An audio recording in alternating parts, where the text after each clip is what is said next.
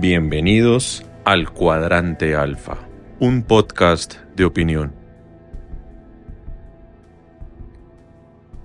Mi nombre es Andrés Balaguer y le mando un saludo a cada una de las personas que nos acompañan y nos siguen aquí en este podcast llamado Cuadrante Alfa.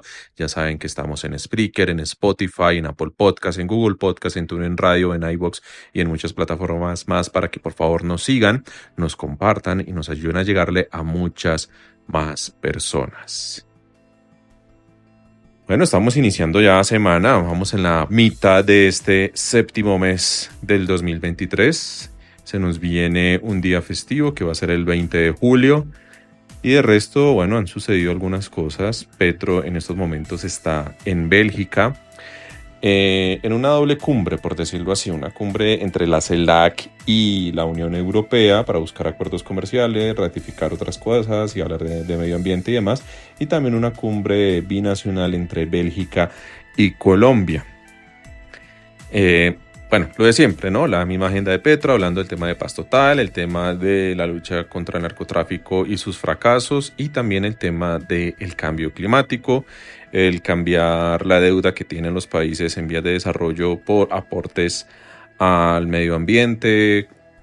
Se están reportando pues temperaturas altas en el hemisferio norte ahorita que están en verano, temperaturas de más de 50 grados en algunos puntos del mundo, entre esos en China o en Estados Unidos, por ejemplo, como las fuertes temperaturas están azotando lo que es España, Francia, Italia, gran parte de Asia, del norte de América, ¿no? Entonces, evidenciando cómo estamos rompiendo a diario en este año temperaturas récords. Sencillamente esto es preocupante y esto es un tema que tiene que adelantarse a través de una agenda política. En este caso el Pepe pues las está llevando a cabo como presidente de Colombia, pero también como presidente pro tempore de la CELAC. Entonces por el momento se está adelantando esto, tendrá Petro que regresar porque, bueno, uno creería que sí va a ser, ¿no? Que se va a presentar en el 20 de julio en la ceremonia que van a hacer en San Andrés, porque eso es lo que han estado anunciando. Entonces vamos a ver qué más sucede con este tema de la visita del Pepe a Bélgica. Visita que también se está llevando a cabo junto a su ministra de Minas, Irene Vélez. Ministra que aún sigue siendo ministra que se la pone fácil a los opositores y a la prensa, a la prensa obviamente, a Luis Carlos, a Vicky, a Darcy y compañía, para que salgan a criticarla a ella y no tanto a ella, sino más bien al gobierno nacional. Todo esto porque ya se dio a conocer que la Procuraduría abrió investigación frente a las presuntas posibles irregularidades, presiones y abusos de poder que ella realizó como ministra de Minas para presionar a un funcionario de Migración Colombia para que éste autorizara la salida de su hijo menor de edad. Lo habíamos hablado el viernes pasado, que sencillamente un menor de edad, sea quien sea, si va a salir del país, tiene que contar con el permiso del papá y de la mamá. O sea que el papito y la mamita tienen que firmar un permiso, ese permiso se hace mediante un trámite de notaría y con eso se llenan una serie de requisitos para que se permita la salida de ese menor de edad del país. Es un requisito que se le piden a todas las personas. Resulta que el hijo de la ministra iba a salir del país, hijo menor de edad, no tenía el permiso, la firma del papá, y la ministra, viendo la negativa por parte del funcionario de Migración Colombia, le dio por llamarlo a él, le dio por llamar a oficinas de la Cancillería, de Migración y a mover sus palancas, sus influencias, para presionar para que se autorizara la salida de ese menor de edad. Esto claramente es un abuso de poder y esto claramente es una crítica obvia, más que justificada, al que se hace llamar el gobierno del cambio.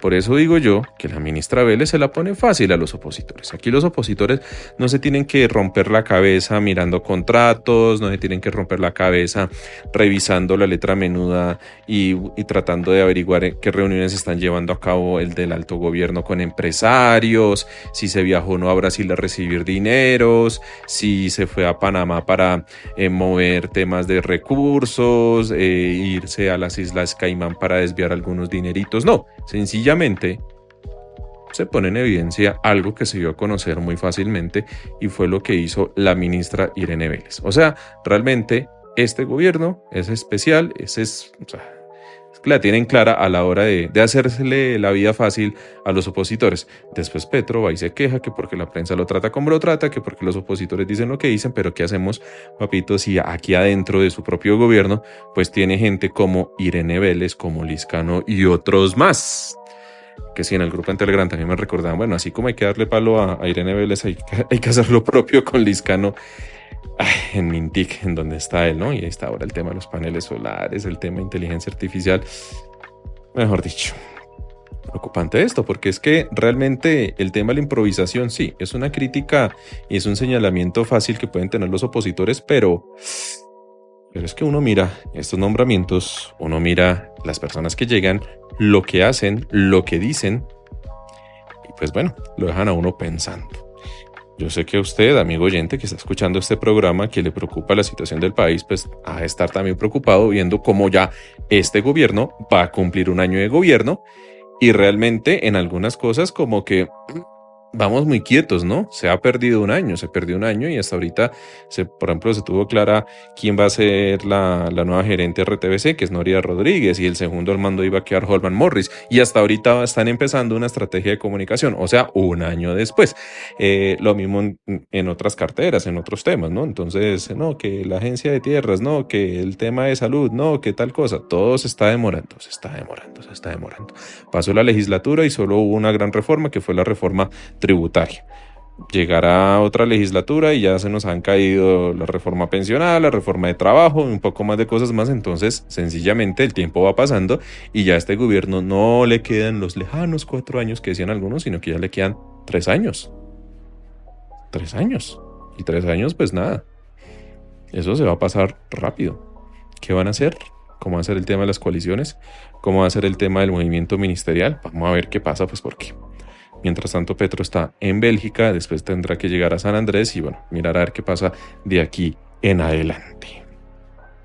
Se ha conocido otro tema preocupante y es algo que siempre se ha sabido que ha existido, ¿no? Es un secreto a voces, es algo más que obvio, sino que sencillamente y lastimosamente, por culpa de los gobiernos que hemos tenido y por todo, por una serie de cosas más de influencias, de intereses en común, pues no se han llevado a cabo las investigaciones como deben ser. Y es que siempre se ha establecido, siempre se ha sabido que miembros del ejército, personas de la fuerza pública, pertenecientes a policía, ejército, armada, lo que sea, han facilitado armas, municiones, dotaciones a grupos insurgentes, a grupos armados alzados en armas, a grupos ilegales, subversivos, como le quieran decir, paracos, guerrillos, lo que sea. Bueno, entonces tenemos aquí que los milicos, por un lado de Zapateiro, según testimonios, él le daba armas al doctor Matamba, para que pues hiciera patria con eso, con mano firme y corazón grande. Obviamente Zapateiro ha salido a negar todas estas cosas, pero son cosas que ya se saben.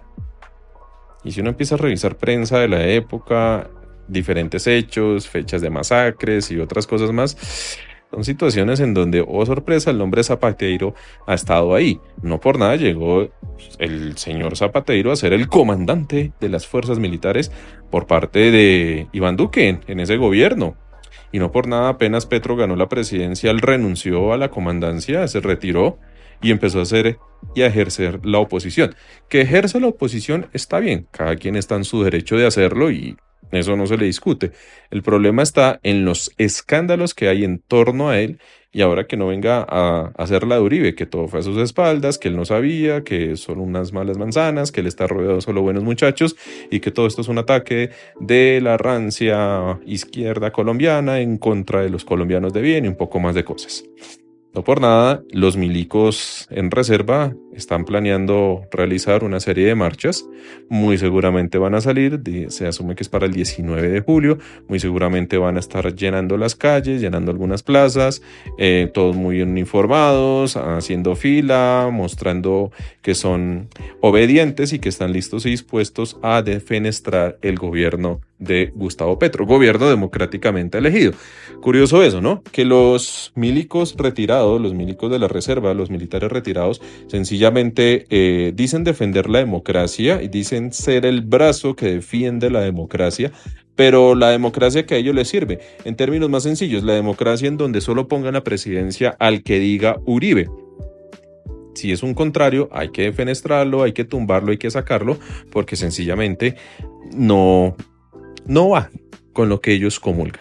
Ese juramento a la bandera, que es un juramento chimbo que hacen ellos, realmente no les ha servido para nada, porque son ellos, frente a sus malas actuaciones, frente a sus excesos de fuerza, frente a ese exceso de autoridad y yendo en contravía de la Constitución, quienes terminan violentando el mismo Estado Social de Derecho que es Colombia, quienes terminan vulnerando todo el estamento, toda la estructura del Estado, todo el tema de las leyes que tenemos, porque sencillamente empiezan a favorecer intereses particulares en detrimento del interés general. No por nada, la jurisprudencia del Consejo de Estado y también la jurisprudencia de las diferentes cortes e incluso de organismos internacionales están llenas de condenas al Estado colombiano, porque sencillamente las fuerzas militares se prestaron para ayudar a un grupo insurgente, a un grupo armado, a un grupo paramilitar, para que bombardeara un campamento, para que desaparecieran unas personas, para hacer pasar inocentes como victimarios y un poco más de cosas. No por nada, la justicia se ha pronunciado una y otra vez frente a los muchos excesos por parte de la fuerza pública colombiana a lo largo de la historia de este país. Entonces, bueno, la democracia no es la que nosotros ejercemos, sino es la que ellos nos quieran venir a imponer con su famoso patria, honor, lealtad. Y después de la JUA se vino a conocer que el superfiscal Francisco Barbosa, el fiscal general de la Nación, hay que decirlo, el ex compañero de pupitre de Iván Duque, el amigo de Iván Duque, el ex miembro del Centro Democrático, el que le hizo campaña a Iván Duque en el 2018, el que fue consejero de la presidencia de Iván Duque antes de que Iván Duque lo ternara a la fiscalía y el que está ahorita empecinado en que se le precluya la investigación a Uribe, en que busca que la fiscalía haga lo contrario a lo que tiene que hacer la fiscalía, que es perseguir a los delincuentes. En este caso está empecinada en que se declare a Uribe inocente y que por favor le archiven el proceso y que no se le haga más a Uribe. Pues ha dicho que se separa de la postura de la política antidrogas del gobierno Petro. El mismo fiscal lo hizo en su comunicado, lo dijo en la rueda de prensa que dio a conocer hace unas horas, que por primera vez en más de 30 años un fiscal general de la Nación se aparta de las decisiones que va a tomar el gobierno nacional frente a la política antidrogas. O sea, para el fiscal hay que seguir con la misma política antidrogas, política que no ha servido, que no ha sido efectiva, que sencillamente ni siquiera en los tiempos de Uribe 1 y Uribe 2 pues mostró mayores resultados, sino que sencillamente eran titulares amañados o que sencillamente la información no la daban como debían darla. Y es que el narcotráfico sigue reinando campante en el país, en la región, en el mundo, y que muchos países, entre esos Colombia, y en voz de un expresidente como Santos y otros líderes a nivel mundial han dicho, la guerra contra las drogas fracasó. No por nada Estados Unidos ya ni siquiera va a empezar a destinar recursos a hacer vigilancia satelital para revisar si es que los cultivos de coca siguen o no en Colombia, porque se dieron cuenta que también, como lo hemos visto aquí en Colombia y como se ha visto en otros países del mundo, el tema de la fumigación, el tema del glifosato no sirve. Es más, la misma Corte Constitucional, antes, no en este gobierno, sino antes, ya ha establecido en diferentes pronunciamientos que el tema del glifosato no se puede hacer porque eso es un daño medioambiental muy grande, que se afectan a las comunidades que viven en el entorno, que afectan toda la flora y la fauna, y que también si se hace incluso en zonas de frontera se terminan afectando a otros países. Reclamo que hizo en su momento Rafael Correa cuando era presidente del Ecuador, reclamos que le hacía tanto a Uribe, presidente de Colombia, como al después entonces presidente Santos de Colombia. Por favor, si van a fumigar, háganlo bien dentro de sus fronteras, no lo hagan en la frontera con el Ecuador, porque ese riego que ustedes están haciendo el glifosato también nos está afectando a nosotros. Entonces, y sencillamente el uribismo insiste que la única forma válida de acabar con el narcotráfico es fumigando con glifosato y bombardeando. Fumigando y bombardeando, todo desde el aire, todo desde la comodidad de un avión, ¿no? Entonces, se ha establecido que el tema de la fumigación no sirve, que lo que hay que hacer es que se debe atacar el tema del tráfico de estupefacientes ya con la merca lista y producida y ya que va a salir del país, que son los famosos golpes que han estado mostrando el ministro de Defensa y Petro en sus diferentes cuentas de Twitter, en las diferentes noticias y demás, como a diario o casi a diario se están cayendo 2 toneladas, 5 toneladas, cómo están dándole pérdidas al tema del narcotráfico, que hoy perdieron 15 millones de dólares, que mañana perdieron tantos, que van a perder más y cosas así. ¿Por qué? ¿Y cuál es la lógica de todo esto? Que eso es una forma más como de mirar el tema de la lucha antidrogas.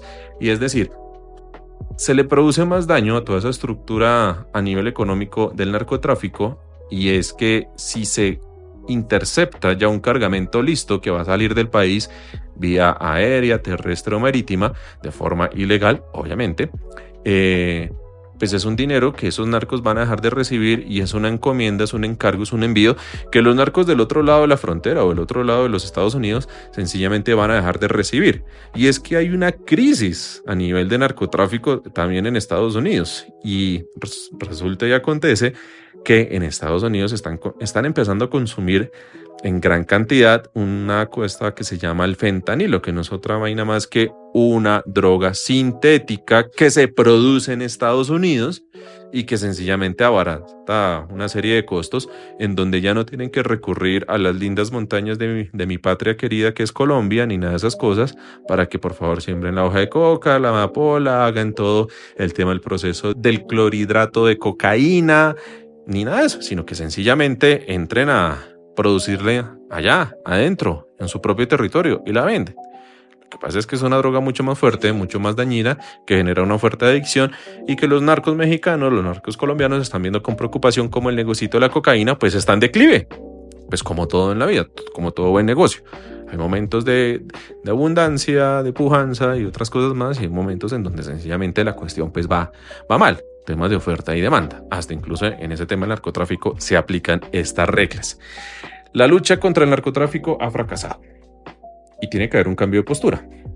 Postura que el fiscal no quiere que se haga, que coincide con lo que dice el uribismo, porque para el fiscal, como para Uribe y como para otros más del Centro Democrático, la única forma de luchar contra el narcotráfico es fumigando. Ya. Sin importar que afecte a la flora y la fauna, sin nada de esas cosas. Supuestamente ellos con el tema del fumigar, ya, con eso se resuelve el narcotráfico.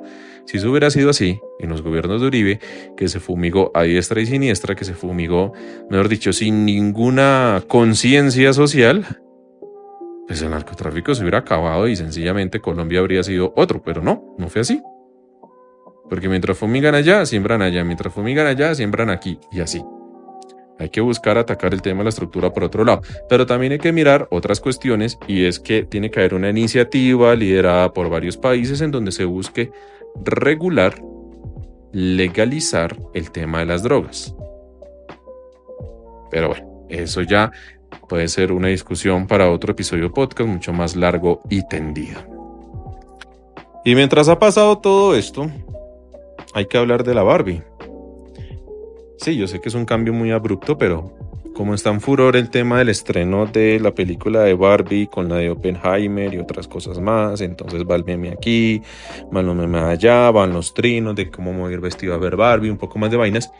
Pues resulta que a un grupo de genios, de iluminados, de gente pensante, de gente inteligente, creativa, que están devengando un salario de nuestros impuestos, que son nada más ni nada menos que el equipo creativo de la presidencia de Colombia, le dio por sacar en las diferentes redes de la presidencia un video de una parte del tráiler de la Barbie, mezclándolos con imágenes de Petro y de Francia vestidos de rosado, anunciando que van a ir a San Andrés el 20 de julio, no a la fiesta del grito de independencia, sino que lo llaman ahora es la fiesta de la soberanía o algo así. Bueno, pues resultó que ese video se empezó pues, a volver viral, obviamente. Generó pues, risas, curiosidad, a algunas personas les dio pena ajena, otras cosas más interesantes saber las opiniones de ustedes, pero tuvieron que bajarlo.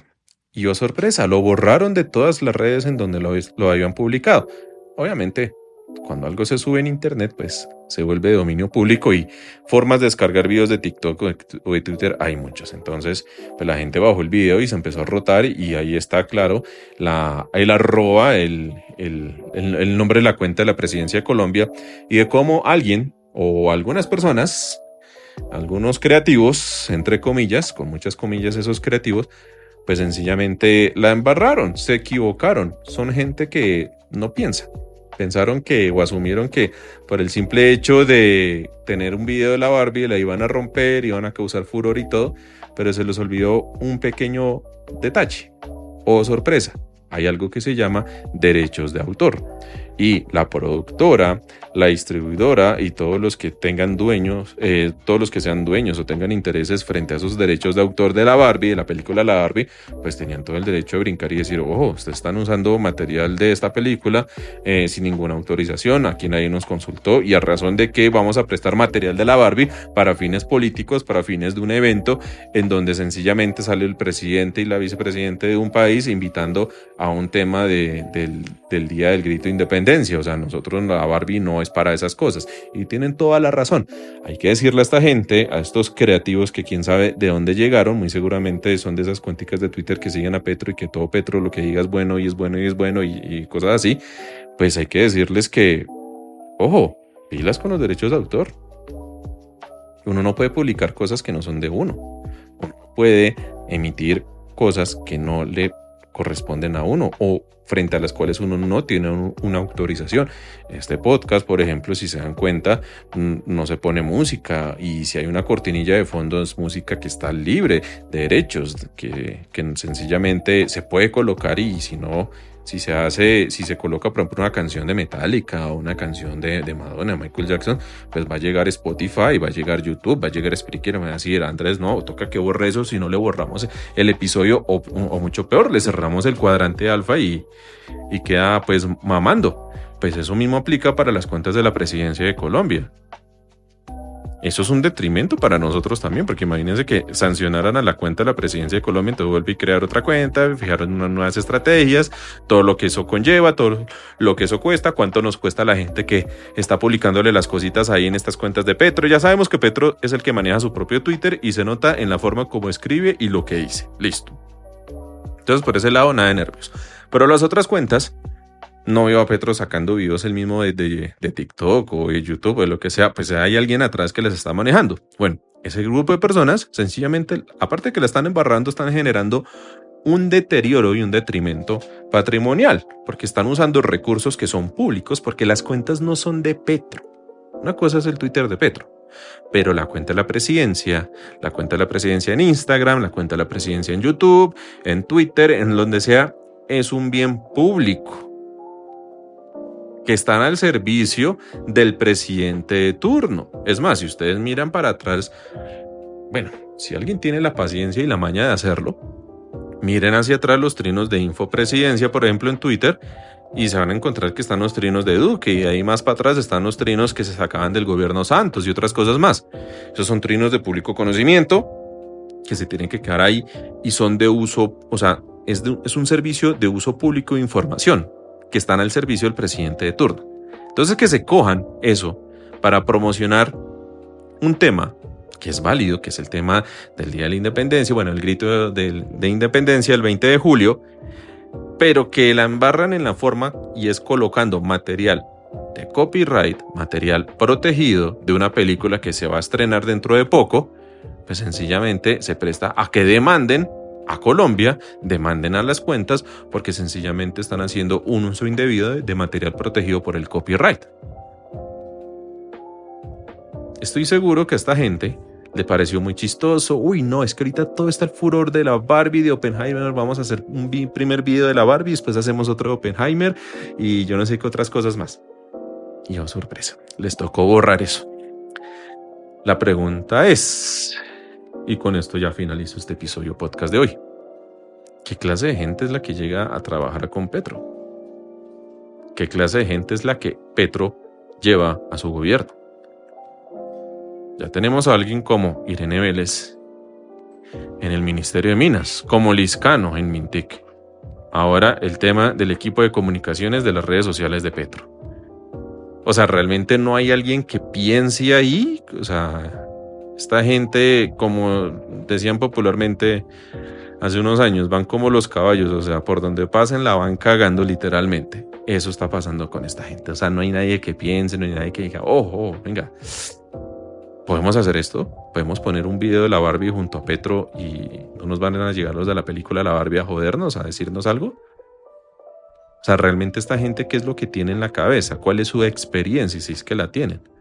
O sencillamente Petro contrató gente para manejar las redes sociales porque tienen X seguidores, miles de seguidores en Twitter o en TikTok, o porque están pagando por Twitter Blue, o qué es lo que están haciendo.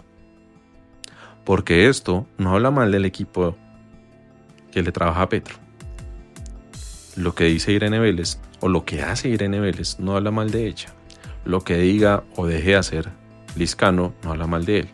Habla mal del gobierno Petro. Y se la pone fácil a los opositores, y se la pone fácil a Vicky, a Luis Carlos, a la Guri, a Darcy, a Néstor y demás. Bueno, que tengan un muy buen inicio de semana y nos estaremos escuchando el día miércoles aquí en el Cuadrante Alfa.